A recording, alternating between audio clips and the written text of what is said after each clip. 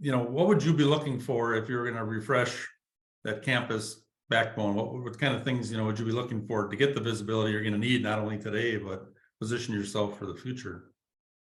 Yeah, I mean, you want to look at kind of all the legacy infrastructure across the board, and I would put switches, routers, other components, even servers and stuff in there. And some of the first things you're going to look for, if you take it from a security perspective, you're going to look for where legacy algorithms are implemented. Okay, and you might have encryption algorithms that are outdated or, really shouldn't be deployed anymore because they've been brute forced, or they have ways to essentially exploit vulnerabilities.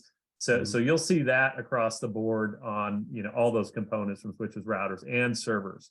And some of them can be configured and mitigated, whereas others, the mitigation path is to upgrade them.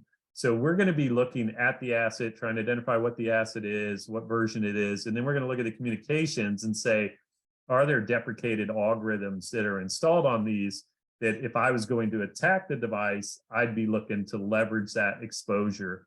And then you're also looking at misconfigurations and hygiene issues in addition to. And that's all part of this, I guess the term you guys use is automated threat hunting. Can you maybe get into that a little further and the scope of that?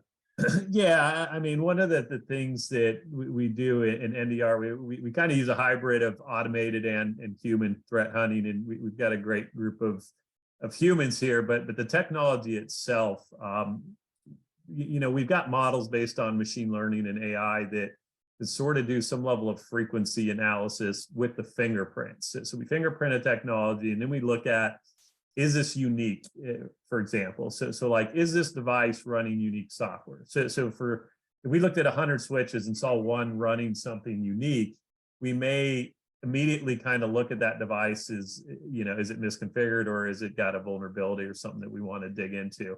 So you're looking at that, as well as you've got models that may trigger on that, and then they're going to pull in additional context. So it's going to automate sort of additional hunting on it. Okay, what is it doing? Is it reaching out to a domain? So maybe it'll automate like that first tier of an analyst and start to pull down the contextual items for you, build out the other devices it's talking to, build out where in the network it's seeing that same stuff, and really kind of get you through that first tier of, okay, I don't need to spend all this time investigating because the automated analysis has already been done, so that I've got answers in front of me versus having to dig even further.